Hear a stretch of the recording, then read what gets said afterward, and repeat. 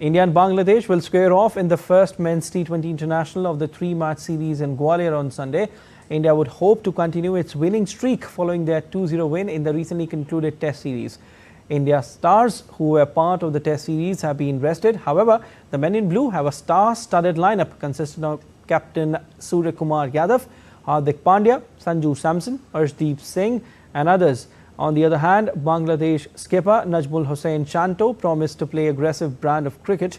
Overall, India and Bangladesh have played 14 T20 international matches against each other. India have won 13 of them. International cricket will return to Gwalior after 14 years. And fans can expect a run feast in the first match. All right, and for more on this, we are joined by DD India's Narayan Singh. Narayan, let me just go back, to the past a bit, a recent past. 2 test matches, and the second test match, we all know how India won that test match. I mean, it was looking like somewhat impossible that, the match will end in a draw or will be abandoned. But the way they've, literally snatched that test match from Bangladesh is something very, very commendable. And now coming to T20 match, we just told our viewers that Bangladesh this time has promised that they will play aggressive cricket. But will it be enough, in front of men in blue with, fresh faces, a fresh breeze coming into the dressing room and, making waves also? It seems like the new faces, new team members and new aggression, new passion.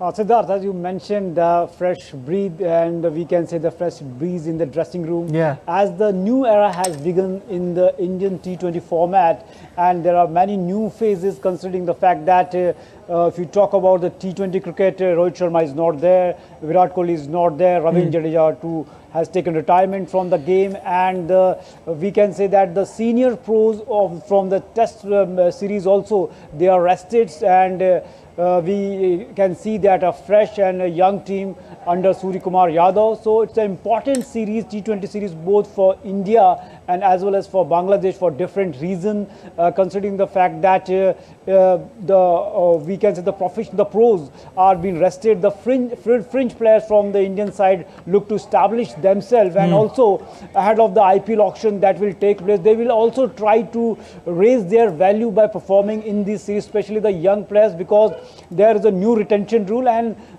it will also impact the franchisees how to retain and whom to not. So all an important series, and the fact is that Bangladesh is looking more experienced. They have many experienced player. Indian team is looking new, but the Indian team led by the Suryakumar Yadav is looking more versatile and more skilled, considering the fact that the only opener in the Indian side is the Abhishek Sharma, and we know what kind of player, destructive player he is. And in the series, his debut series against Zimbabwe, he scored a phenomenal 100, and right here again he will try to replicate that thing. And apart from that, we also know that Mayank Yadav, who could also make a debut, and we know that he consistently clocking above 150 km/h, and he could also make a debut. And apart from that, Nitish Rana from the KKR too can make a debut, considering the fact that the senior pace pros from the Test series from the Indian squad also rested in this series.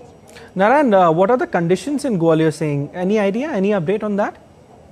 If you took the Test, the cricket, the international cricket is returning to Gwalior after a long time. That's a delight for that's a delight for all the cricket fans, Narayan.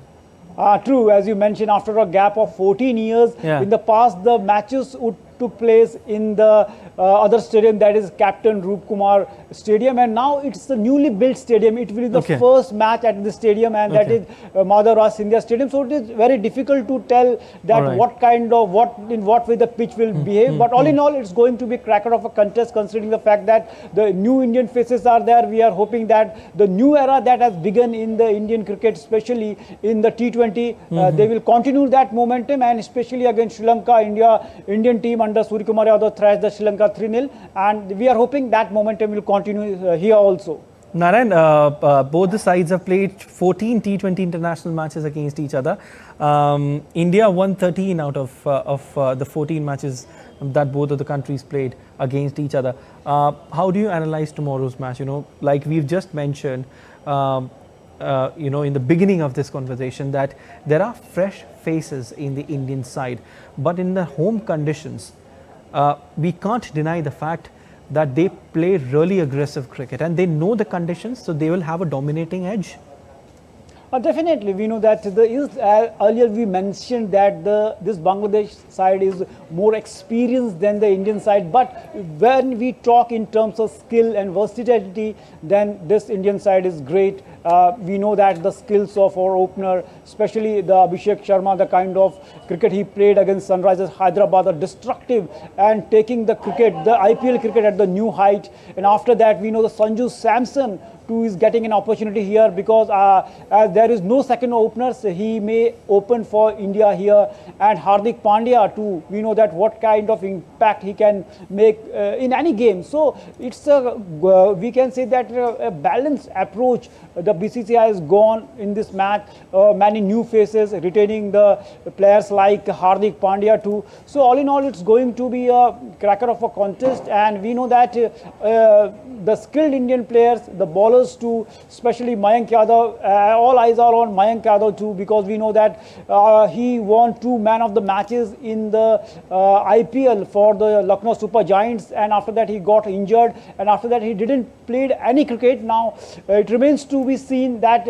would he able to clock that speed here or not. So all eyes are on Mayank Yadav. We are hoping that the most important thing about the Mayank is that he is not only clocking 150 km per hour, but also he has we can say that he has established himself not only as a pacer, but he has a great control over his pace and length. That's making a great bowler, and because of that he won 2 man of the matches in his IPL match. So if he can maintain that thing here also, definitely we can say that already our Indian bowling attack is one of the finest in the world.